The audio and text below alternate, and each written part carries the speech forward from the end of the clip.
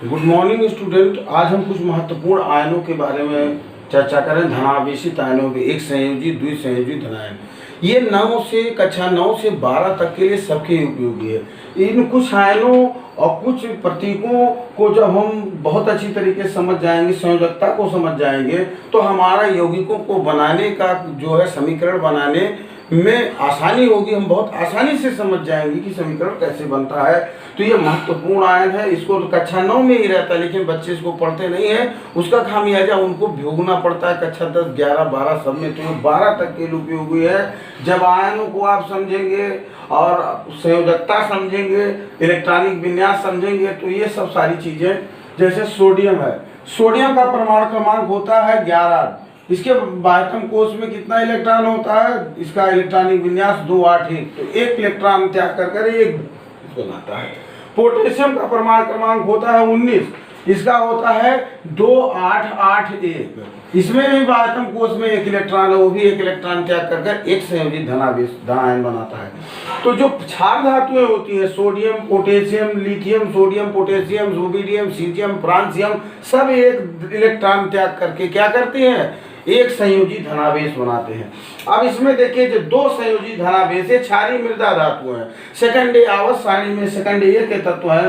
Calcium का परमाणु क्रमांक होता है 20, तो 2, 8, 18 और 2, तो 2 ये बाह्यतम 2 इलेक्ट्रॉन त्याग करेगा, तो 2, 8, 18 बचेगा। वो किसका इलेक्ट्रॉनिक विन्यास है? आर्गन का, जो उसका निकटतम अक्रिय तत्व है। तो इसीलिए कैल्शियम जब 2 इलेक्ट्रॉन त्याग देता है, तो वह आर्गन की अस्थायी संरचना प्राप्त कर लेता है।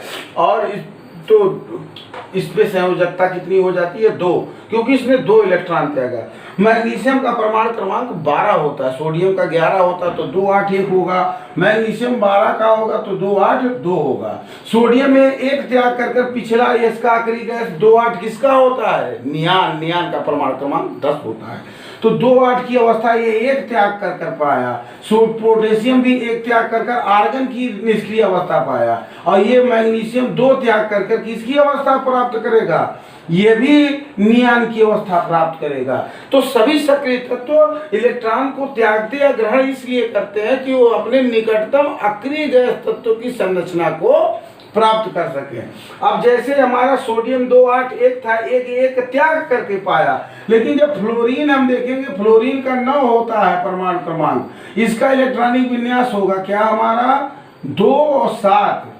अब ये 2, 8 करने के लिए, नियान की अवस्था प्राप्त करने के लिए इसमें ज्यादा नहीं है। उसमें 11 था, तो एक त्याग करके 10 प्राप्त कर लिया, लेकिन इसमें 9 है, तो ये एक ग्रहण करके 10 पूरा करेगा, नियान की अवस्था प्राप्त करेगा। इसलिए फ्लोरीन पे एक ऋणावेश होता है।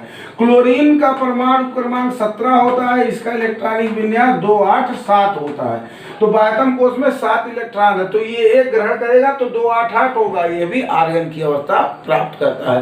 तो इसी प्रकार आयनों पे आवेश आता है, उनके इलेक्ट्रॉनिक विन्यास में। बाह्यतम कोश में कितने इलेक्ट्रॉन है, कितने इलेक्ट्रॉन वो त्याग कर रहे हैं या ग्रहण कर रहे हैं, इलेक्ट्रॉनों को त्याग या ग्रहण करने की जो संख्या होती है वही उसकी संयोजकता होती है। अगर एक इलेक्ट्रॉन त्याग कर दिया सोडियम ने, तो उसकी संयोजकता 1 है। एक इलेक्ट्रॉन ग्रहण किया क्लोरीन ने, तो उसकी भी संयोजकता 1 है। लेकिन अंतर क्या होगा कि सोडियम त्याग कर रहा है, तो क्या होगा? इस पे धनावेशित संयोजकता होगी, इसकी संयोजकता धन 1 होगी। क्योंकि क्लोरीन इलेक्ट्रॉन ग्रहण कर रहा है 1 इलेक्ट्रॉन, तो उसकी संयोजकता भी 1 होगी, लेकिन ऋण 1 होगी, क्योंकि वो ग्रहण कर रहा है। तो ये महत्वपूर्ण है। जैसे एल्यूमिनियम है, एल्यूमिनियम का परमाणु क्रमांक होता है 283।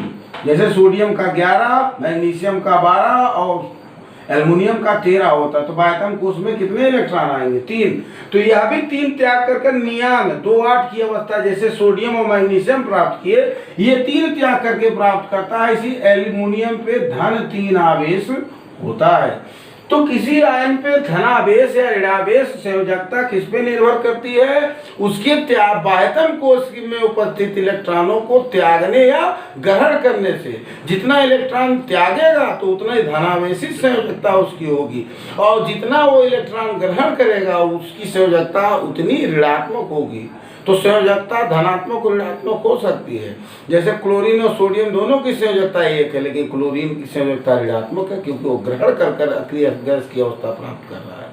और सोडियम का क्या होगा, सोडियम का धन एक होगा क्योंकि वो त्याग कर कर जो है अस्थायी अवस्था को प्राप्त कर रहा है नियान की।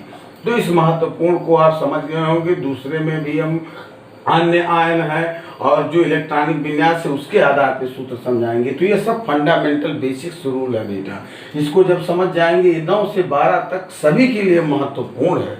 और ये अगर आपको पसंद आया वीडियो तो उसको लाइक करें, शेयर करें, सब्सक्राइब करें और ऐसे ही वीडियो लोड करने की हमको प्रेरणा दें। Thank you very much.